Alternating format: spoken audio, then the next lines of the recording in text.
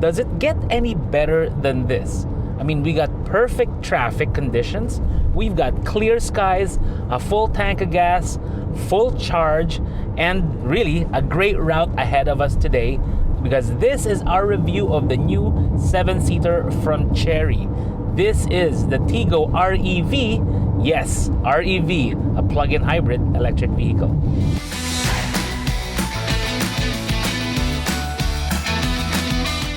Hey everyone, Vince here from AutoIndustriya, and we are inside the new Chery Tiggo ReV. So it's a plug-in hybrid electric vehicle that Chery calls the Chery Super Hybrid. And it's a pure front-wheel drive thing, but I have a feeling it's going to offer a lot in our market for customers that want a crossover SUV that can seat up to 7 people, because this is a 5+2. Later I'll explain what that really means. Now, Chery as a brand is one of the most experienced here in the Philippines. It's not, if not the most experienced, because they first entered our market in 2007, and I remember that very well.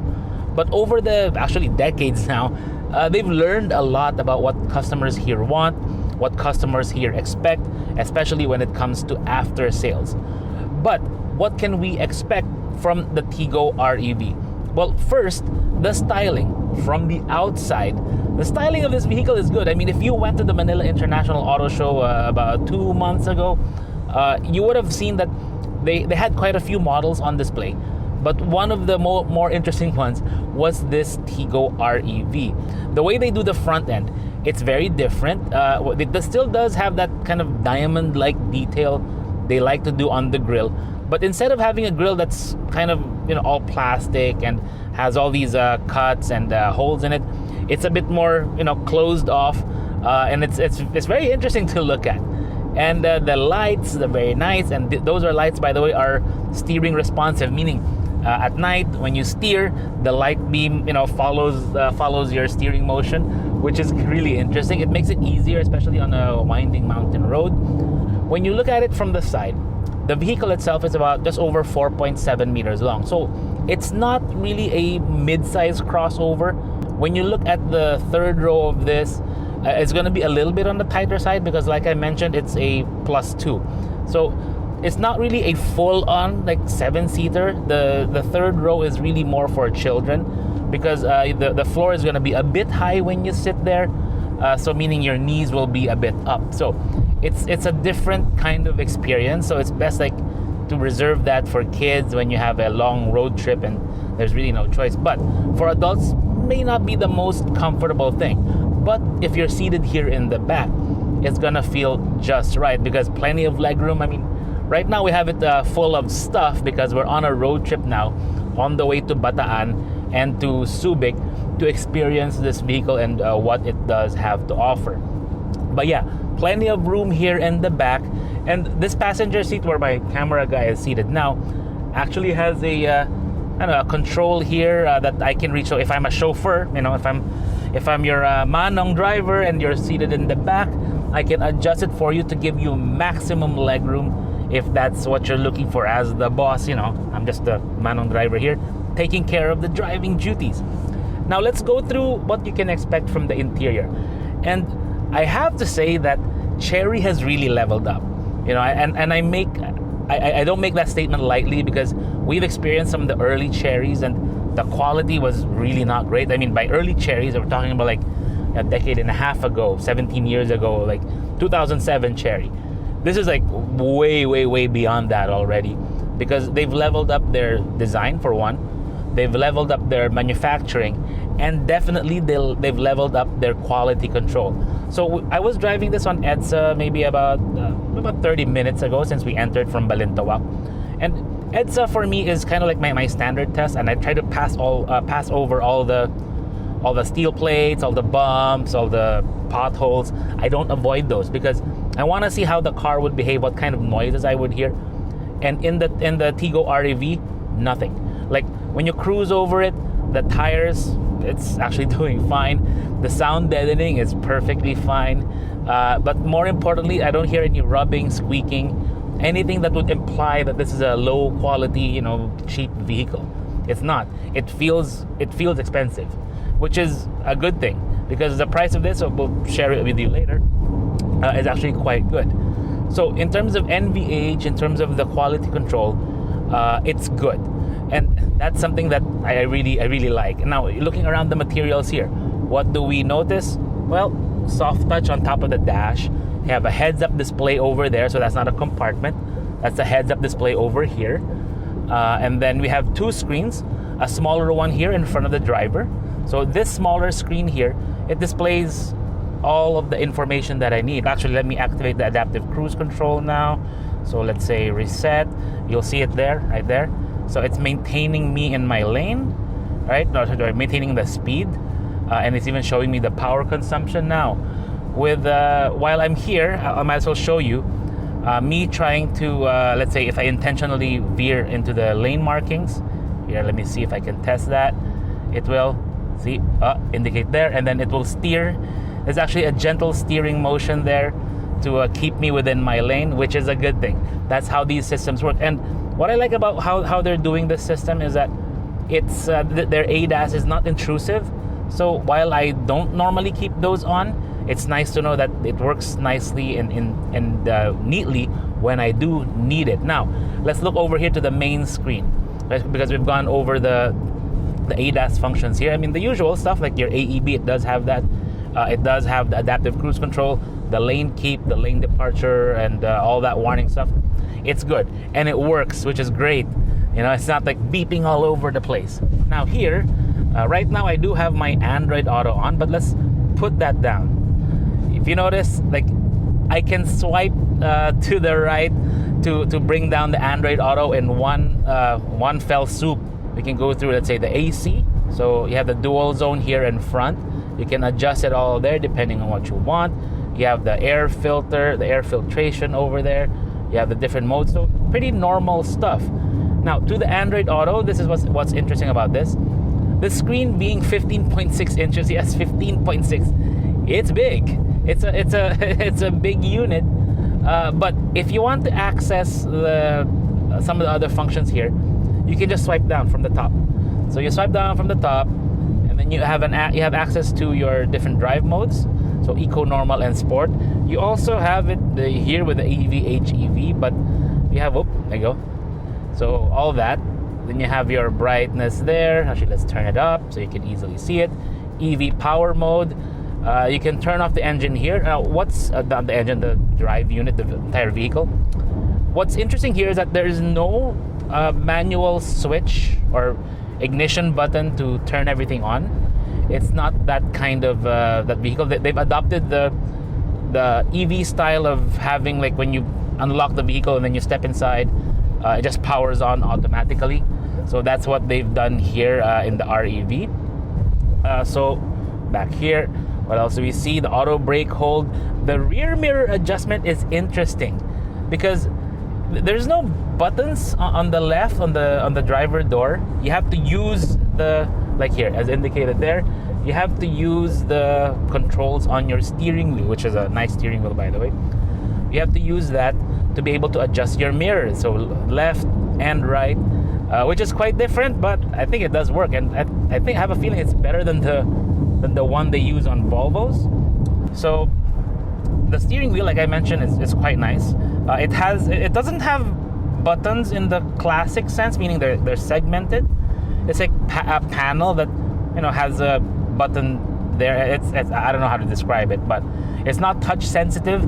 It does have a click to it, but it's one like continuous panel instead of segmented buttons.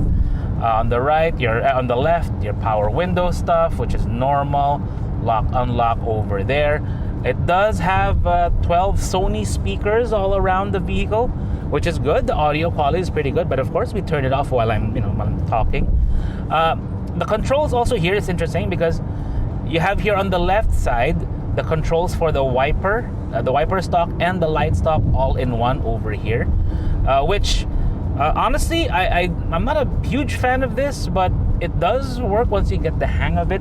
And the reason they combined it over there is because on the right side is your transmission control. So you have P, you press this. I'm not going to do that now. To drive, to pull it down. So it's a column shift. It's a column shift stock, which like if you're used to some of the older American cars, or even the Mercedes with the 7G Matic or something like that, the G-Tronic, it used to have it up here, which it actually does work well. It keeps this rather clean, which is why down here on the console we have the wireless charging pad on the left, which I'm not using, and then on the right you have an empty tray. And what I like about here is that they have the AC here, the vents, so you can cool down your phone. It's a very perfect placement for that thing. Keeps my phone really nice and cool. Now, also the AC, I have to note, what I really like is that I think this is where the experience of Chery comes in. The AC is very powerful. Some of the other Chinese vehicles I've tried, even recently, the performance of the AC is just not fantastic. It's just not great at all when it comes to the term we in the Philippines would call it would be some of those ACs are hilaw, meaning like the blower is not too strong. We want it strong here in the Philippines, and Chery's giving us just that, what we want. Now here we have two cup holders where we have the radio, and then the drive modes here you can access via here, just like I showed you over here on the screen as well. EV, HEV mode, the AC master control, the auto, I think that's for the auto climate control. Yeah, and the defogger, all that stuff. But really, it's a nice and straightforward system. Now up here, we have the rear view mirror. This is something actually I don't like the way they did the magnification on the rear view mirror. Parang, I don't know, the best way to describe it is nakakahilo, nakakalula, that kind of mirror. Yeah, I'm running out of English for what is nakakalula in English. So now we're on the Subic Clark Tarlac Expressway with the Tiggo ReV, and I haven't really explained in detail what the powertrain of this is. Long story short, it's a plug-in hybrid electric vehicle, which is what Chery refers to as their Chery Super Hybrid CDM, or the Chery Dual Mode, I think. Not dual motor, dual mode. So what that gives you is an electric motor and an engine which can drive a DHT, or a dedicated hybrid transmission. It's all packed together right there in front. It's a front-wheel drive only. There's no all-wheel drive version of this, which is why it's really key to keep that in mind, that you can't really go off-roading in this, because this is not really meant for that kind of thing. If you want to go off-road, there are a lot of other options you can look at. But this one is more for this kind of thing, cruising on the road for long distances. Now, in terms of power, when it comes to overtaking, it's very easy in this one because you have 204 PS, which is plenty for this vehicle, and 310 Newton meters of torque combined with the motor and the engine. So right now, you know what? Right now is a good chance to talk about. I'll decline his call for now, because this is a good chance to talk about, segue into this. When you accept a call in this vehicle, it has speakers right here on the headrest. And you know how when you get a Bluetooth call, you actually talk it's in front of you, the audio call? This one, no. The voice comes in through your head, which is funny. It feels like, you have voices in your head. That's what this feels like. So you do get quite a bit of power in this, 204 PS and 310 Newton meters of torque, which is substantial for a vehicle like this, a 7-seater. So that's all well and good. That means the torque, while not really comparable to the bigger diesel SUVs, it's still plenty, and it does come in nice and early, typical of an electric drive system, even a hybrid such as this. Now, what I do want to note is that we haven't turned on the engine yet. We haven't activated the engine yet throughout this drive. So we did start with around 97%. Right now we are on SE Techs, and we are still at 22%. So we've been pure EV the whole way out. So we've done 94.2 kilometers on pure EV mode. So we haven't turned on the engine, we haven't activated it. We can activate the HEV mode, but what we're trying to learn is whether we can really maximize it and where the engine will actually come on automatically. So right now, 21%. We've slowed down because some construction work here on SE Techs, but still no engine. It's still in pure EV mode. Actually, I'm not even being super efficient. I'm not doing any super like tricks or anything with this car. It's just I'm just letting it go on EV mode. See how far we can get. 94.9 kilometers. We've done 55 kilometer per hour average. So important. So I can't really tell you about fuel economy just yet. But the claimed range of this, that means full tank and full charge, is around 1,400 kilometers. So those maximum range claims, I'm a bit wary of those because it really depends on the size of the engine and the size of the fuel tank and the size of the battery on this one. Now, the range on pure EV is actually one of the highest ones we've seen in this like price range of PHEV. So I think it does like 130. I'll double check that now. The engine of this one is actually a turbo. You know, it's not a naturally aspirated engine, which means that in regular mode it does have quite a bit. I mean, in regular like 1.5 liter engine mode, it does have quite a bit of power, which is fun. But again, we're trying to resist as much as we can to not let the engine come on. I'm still at 19%. So later we'll report on how it feels, but for now, it actually feels really great. So now we are just past Mount Samat in Bataan. We're on the winding roads, a bit of uphill, downhill, and it's actually a good chance to get to know how the hybrid system behaves in this kind of, you know, undulations up, down, because on the uphill, you will consume a bit more power from the fuel, from the gasoline engine, from the hybrid system, from the electric motor, from the electric battery, all of that stuff. So, but on the downhill, you can maximize the ability of this to regenerate charge. Because on a downhill, you can lift and coast, and then basically the motor becomes a generator for the battery pack, gives it more power. But what I've also found is that even right now, I mean, I'm in hybrid mode because at around 18% on the expressway, the hybrid mode kicked in, meaning the engine turned on. So that was the thing with this. So we realized that we couldn't go to like, you know, maximum like maybe 5% on the battery charge. It kind of kicked in automatically at 18. But that's all well and good because we also got like 98 kilometers overall out of the battery system, which I think is pretty good, all things considered.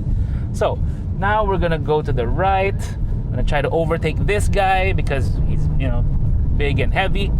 So now we're gonna try to get past here. There's a lot of construction here, and what I realized lately is that a lot of Bataan's roads, like past Mount Samat, are already under construction because they're expanding the lanes. So it's getting a little bit wider, so we have to bear with this a bit. But the Tiggo ReV, it's handling it pretty well. You know, it's not a huge vehicle by any stretch of the imagination. It is quite a compact, you know, for a 7-seater or 5+2. It is fairly compact, but around here, it feels great. Now, let's try to activate sport mode. Let's see, sport mode. Sport mode. Yeah, it tells me it's in sport mode. And I can feel the engine come on because it's already, you know, it knows I want to have maximum power and the best response. And now we're gonna accelerate. We're on the uphill, and then it feels great. Like it's got thrust to it because again, 204 PS is quite a bit for a vehicle like this. Some of the other ones, the other hybrids, or even, you know, like vehicles that they typically have maybe around 180, 177 thereabouts. This one 200, perfectly fine. There are more powerful ones, but this one is doing well. Now the steering, it's not great. It's not like super, you know, communicative and by any stretch of the imagination, but it feels good. It's precise. It's not, the vehicle is not too heavy that it feels like it's lumbering around. Like it's not a sports, you know, sporty crossover SUV. It's still very much a family car type of thing, but around here, it's no problem. Even when we're going faster over there in some of the bends, it was doing quite well. So, what are my thoughts on the car overall? Well, I do like it. I mean, the more you drive it, the more you like it, and it's gotta stand out. You know, that's one thing I realize here. This vehicle, let me put it back to normal mode. Normal mode. This, yeah, normal mode. This vehicle does stand out, but in terms of the quality, you know, like the experience, sit inside, it feels good. Nothing squeaks or rattles. It feels well built, which is what we've always been looking for in these vehicles. You know, to dispel all the notions that Chinese cars are like low quality things. This one seems to be getting better and better with every passing improvement, generation, facelift, that kind of thing. We're seeing it. We're seeing the improvement. I mean, they've already got the technology over in China, especially with Chery. It was a matter of showing to the customer, to us in the media reviewing these cars, that their cars are leveling up, and I think they've put on a good showing. Now, what would I improve? What would I change? Honestly, I would want this in a taller SUV package. You know, like when you look at some of the other offerings, like what they want to market this against, they want to market this against diesel SUVs, meaning the PPVs. Those vehicles, they're tall. Yes, this one does have 200 millimeters of ground clearance, but when you look at it, it doesn't really look like it's 200. It probably really is in real life, but it still looks low to the ground, like a crossover. We want taller SUVs out of Chery. We want that kind of thing, the high clearance vehicles. If they offered this, or if they offered a variation of the hybrid system that they have in a taller package, a more robust looking package, I think it would be great.